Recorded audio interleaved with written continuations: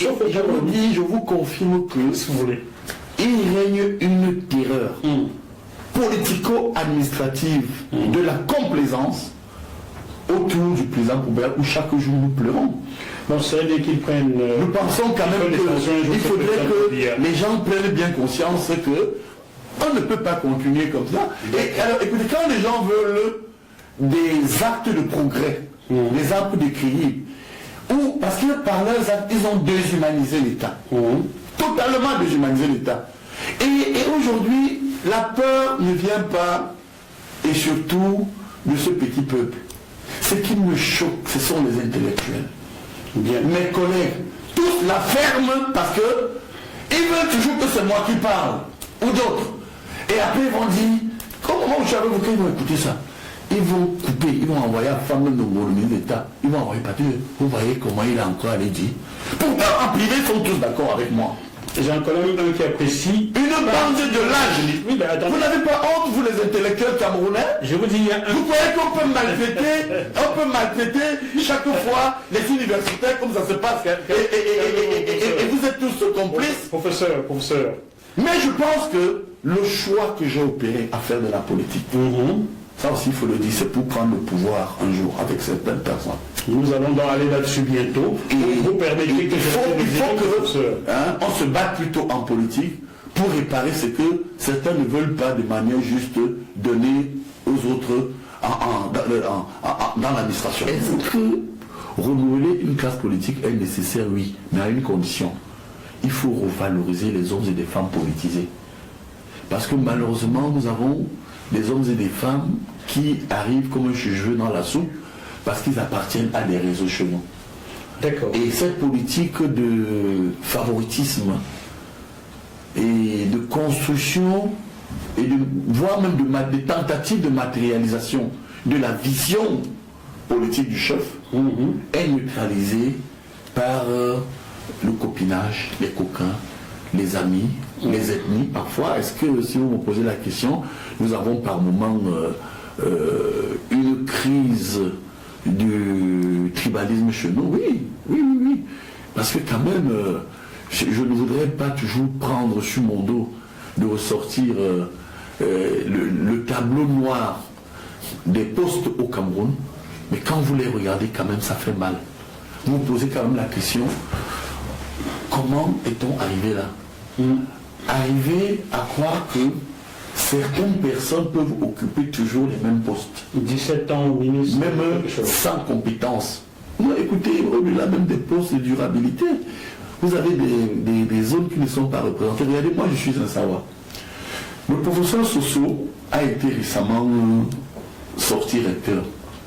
Mais moi j'ai constaté que il n'est pas dans cet organisme qui régule les doctorants. Non, il y a 3 jours, il y a 3 ou 4 jours, Soso qui est d'une cam n'est plus recteur. Ah d'accord. Bon, mais alors moi j'ai constaté quelque chose que je dois vous dire. Il faut quand même que je parle à mon frère et à mes femmes Ndongo. À Yaoundé 2, le recteur s'appelle Rumba. Il est du sud. Il a remplacé Minkwa du sud. Et Minkwa du sud a remplacé au Conseil constitutionnel Joseph Ouna du Sud. Mais à Yaoundé 1, c'est un Ewondo qui remplace un Yabassi. Comme s'il n'y avait aucun Sawa capable d'être recteur.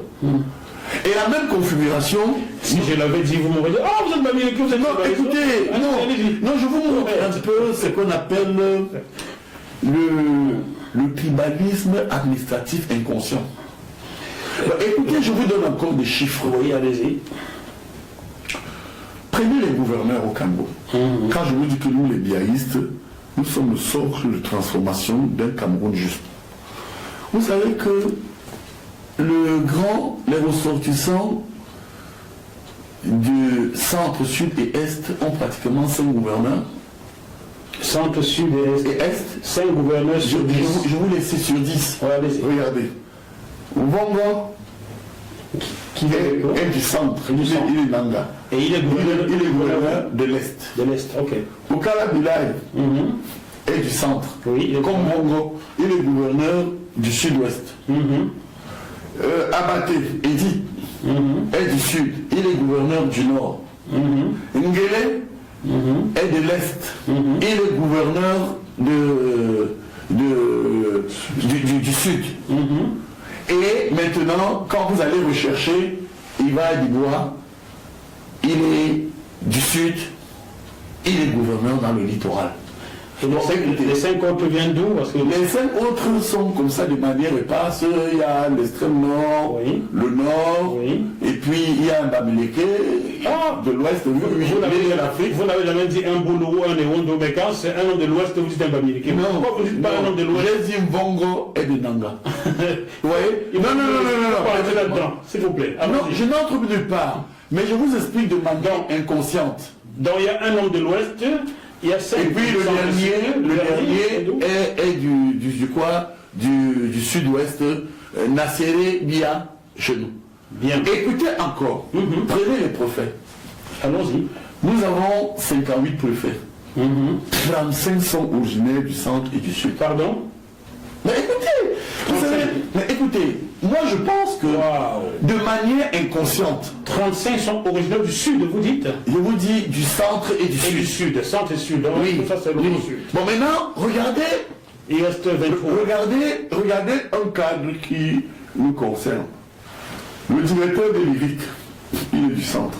Le directeur de l'école normale, il est du centre. Le directeur je ne sais pas, permettez-moi, de l'ENAM, il est du centre. Le directeur de l'ENAM, le directeur il est doyen. Bon, alors quand vous voyez l'université... Le directeur de la CNPS est du... Non, je parle d'abord des grandes écoles. Académique. Je dis sur le plan académique, des choses qui peuvent choquer et qui sont des trahisons telles que le président Paul Biya a dit pour marquer la politique d'équilibre régional. Comment on peut remplacer un recteur du littoral par un recteur du centre? Ils ont le vent en poupe, hein? Alors, écoutez, je vais encore aller loin, au-delà des préfets. Parce que je vais vous dire quelque chose, nous les Sawa, on n'a même pas de gouverneur. Aucun gouverneur n'est originaire du littoral. Bon, maintenant, je reviens donc sur l'université. Quand vous prenez l'université de Yaoundé 2, le recteur actuel, Mbaki est même un ami pour quelqu'un qui a une compétence, malheureusement, on pouvait équilibrer ailleurs et faire mettre Omba. Il est du sud. Le vice-recteur Abouya Manassé est du centre.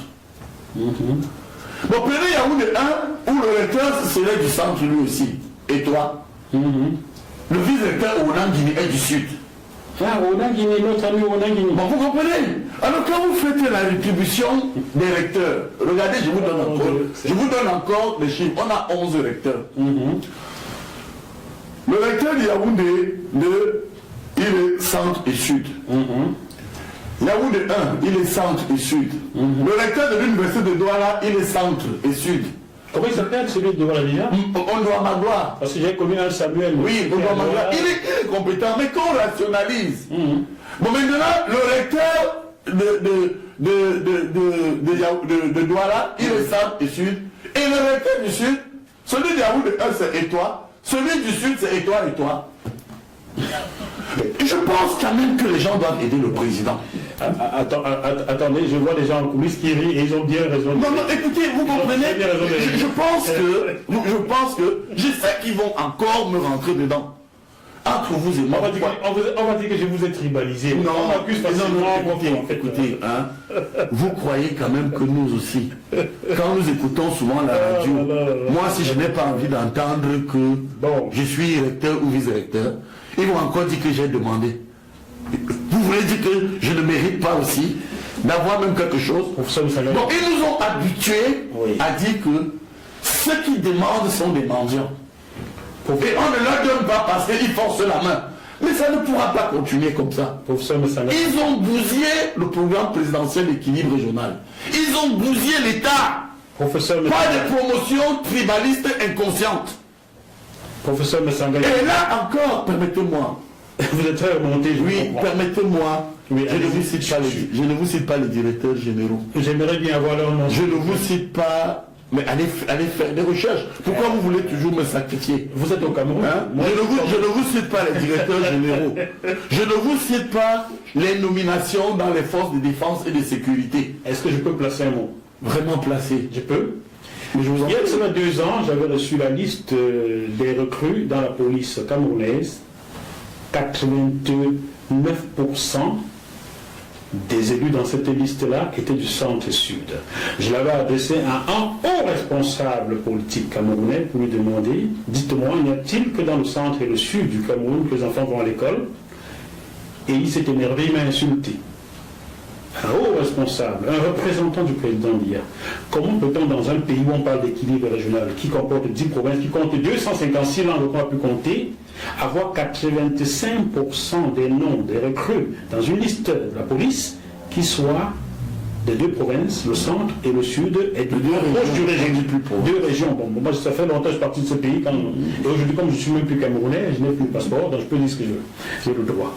Donc, comment peut-on expliquer cela? Et là, je salue ce que l'honnêteté intellectuelle, l'honnêteté, tout ce cours que vous venez d'avoir en dénonçant cela, comme Henriette Ekoué lorsqu'elle était encore lucide. Non, ce n'est pas normal. Voilà. Vous savez que les tendances actuelles ne renforcent pas l'unité nationale. Moi qui vous parle, je suis pourtant de mère Betty, mais mes oncles Betty exagèrent. Vous savez que chez les Betty, je suis ce qu'on appelle moncal. Ça veut dire le neveu. Le neveu, ok. Je suis autorisé à tout dire. Et dans cette posture, les autres ne peuvent pas parler. Parce que moi, je suis de mère Betty. Et je suis bien placé pour dire à mes oncles qui m'ont abattu, parce que ceux qui ont voulu aussi me détruire, parce qu'ils critiquent les Bamileke, un Bamileke ne pourrait pas détruire son fils. Ceux qui ont tenté de me détruire, ce sont mes oncles. Betty. Parce qu'ils ont estimé que j'étais devenu gênant pour une construction juste du Cameroun.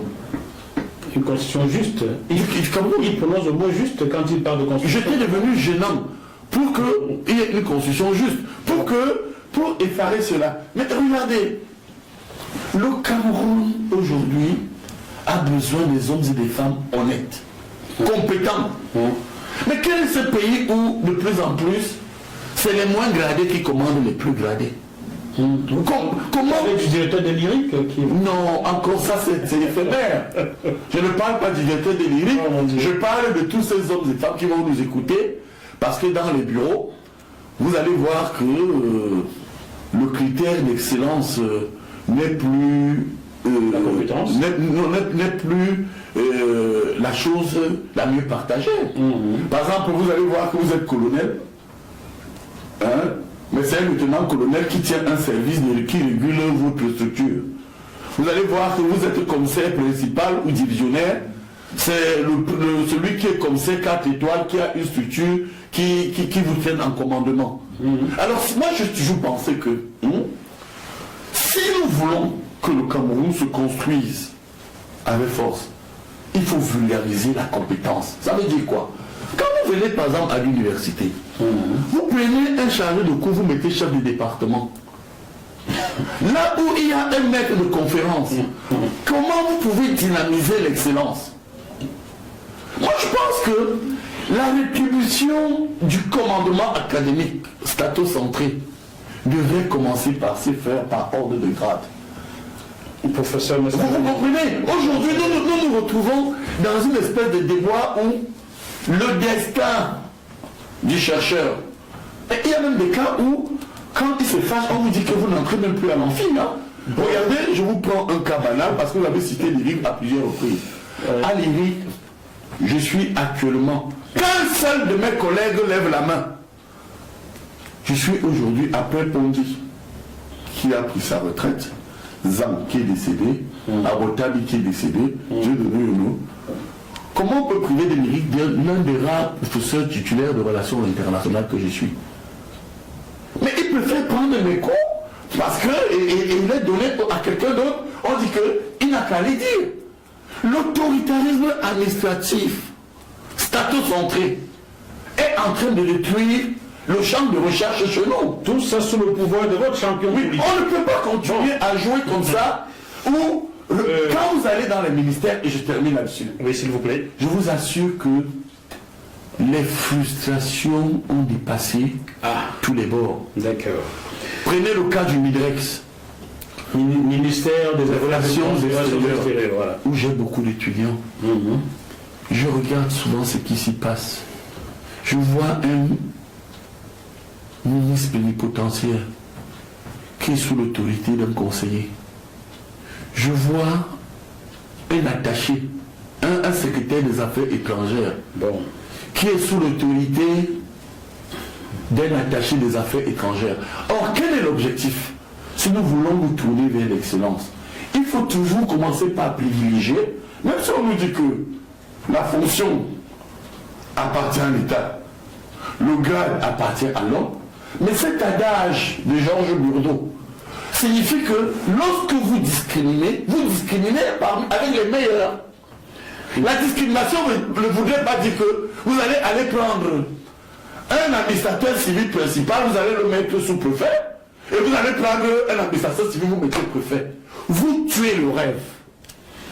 Vous créez des frustrations, et vous ne construisez pas un pays où les dynamiques doivent rivaliser entre elles à l'effet de produire quelque chose d'efficace. Vous finirez par légitimer tout ce que je dénonce quelque part. Voilà les changements que nous voulons opérer. Merci de le dire à ma place. Et il faut changer de paradigme aujourd'hui. Ayons le courage de dire que ce sont les meilleurs, les hommes et les femmes qui travaillent dur et qui atteignent un certain piédestal de grade et qui devraient être récompensés et couverts par la fonction. Quel est ce pays où les moins gradés commandent toujours les plus gradés? Vous chutez là-dessus. Je vais prier ceux qui sont en coulisses de ne pas s'impatienter. On a le dernier chapitre. Et à la fin, je voudrais fraternellement partager 2 grains d'argile avec chacun, car vous êtes mes frères. Même si nous nous opposons sur certains terrains, vous êtes mes frères. Voilà, à la suite de ce que le professeur Msanga Nyanding vient de dénoncer, je vous conseille de regarder l'émission avec Joël Didier Ngo intitulée Cameroun, tribalisme de l'État, sa genèse et son fonctionnement. Ça va dans le même sens. Et le professeur Msanga Nyanding, comme Joël Didier Ngo, sont les gens qui connaissent très bien l'appareil d'État. Oui, mais en attendant, concernant l'université, monsieur Jacques Famendongo, vous avez que j'ai bien connu, oui, permettez-moi de dire que il y a quand même des choses qui ont échappé au ministre d'État. Vous savez, les gens, moi je suis quelqu'un encore en fonction qui travaille, il faut qu'il fasse très attention. Parce que moi j'ai l'impression que le ministre Jacques Famendongo ne réalise même pas l'état de tension et de frustration qui règne actuellement à l'université sous son magistère en tant que ministre d'État, ministre d'enseignement supérieur depuis 17 ans. Très bien, j'ajoute cette phrase. Il faut qu'on rattrape ça. J'ajoute une dernière phrase, après nous passons à la dernière partie. Chers téléspectateurs, en mars 2006, je tournais un documentaire au Cameroun. J'avais tourné à l'université Yaoundé 1, j'avais tourné à l'université Yaoundé 2, où j'avais découvert qu'il y avait des structures dans ces universités qui recrutaient des jeunes filles qu'on envoyait dans la prostitution en Europe. Le documentaire Les filières africaines de la prostitution, oui, vous ne savez pas qui l'a tourné, c'est Jacques Moifo, c'est moi, qui a été diffusé sur TF1 France, sur Planète, sur Canal, sélectionné au festival des meilleurs documentaires aux États-Unis. Oui, c'est moi qui l'avais tourné. Lorsque tu as ce documentaire-là, votre ex-amie, feu Suzanne Bombach, avait fait retirer nos passeports, mon collègue et moi, et les avait envoyés à M. Jacques Famendongo. Nous étions prisonniers à ciel ouvert au Cameroun, 48 heures. On nous reprochait de salir le Cameroun. Pourtant, nous essayons de comprendre pourquoi le Cameroun s'enfonçait dans ce que vous dénoncez aujourd'hui. Vous venez aujourd'hui légitimer ce que nous dénoncions dans un documentaire il y a 18 ans. Comme quoi il vaut mieux écouter les journalistes. Ils ne sont pas là que pour vous emmerder, ils sont là pour vous faire prendre conscience et essayer de changer de paradigme. C'est tout. Si on nous avait écouté, le Cameroun irait peut-être. Bon. Et ouais, nous nous plaignons de ce qu'il y a ces injustices. Et lorsque vous dénoncez ces injustices, certains vont dire que vous êtes contre le président. Ben, c'est ce qu'on nous a dit au Cameroun. Voilà. Malheureusement. C'est souvent ça. Et depuis, j'ai choisi de ne plus jamais tourner au Cameroun. Non mais... Je tourne à Dubaï, je tourne au Canada, je tourne aux États-Unis, tout partout, sauf au Cameroun. Je vous confirme que, si vous voulez, il règne une terreur politico-administrative de la complaisance autour du président Poubelle où chaque jour nous pleurons. Bon, c'est-à-dire qu'ils prennent... Nous pensons quand même qu'il faudrait que les gens prennent bien conscience que on ne peut pas continuer comme ça. Et alors, écoutez, quand les gens veulent des actes de progrès, des actes d'équilibre, ou parce que par leurs actes, ils ont déshumanisé l'État. Totalement déshumanisé l'État. Et aujourd'hui, la peur ne vient pas, et surtout, de ce petit peuple. Ce qui me choque, ce sont les intellectuels. Bien. Mes collègues, tous la ferment parce que ils veulent toujours que c'est moi qui parle, ou d'autres. Et après ils vont dire, comment vous savez qu'ils vont écouter ça? Ils vont couper, ils vont envoyer à femme de ministre d'État, ils vont envoyer partir. Vous voyez comment il a encore allé dire. Pourtant en privé ils sont tous d'accord avec moi. J'ai un collègue qui apprécie une bande de lâches. Oui, ben, vous n'avez pas honte, vous les intellectuels camerounais? Je vous dis, il y a un... Vous croyez qu'on peut maltraiter chaque fois les universitaires comme ça se passe et vous êtes tous complices? Professeur. Mais je pense que le choix que j'ai opéré à faire de la politique, ça aussi il faut le dire, c'est pour prendre le pouvoir un jour avec certaines personnes. Nous allons donc aller là-dessus bientôt. Et vous permettez que il faut on se batte plutôt en politique pour réparer ce que certains ne veulent pas de manière juste donner aux autres dans l'administration.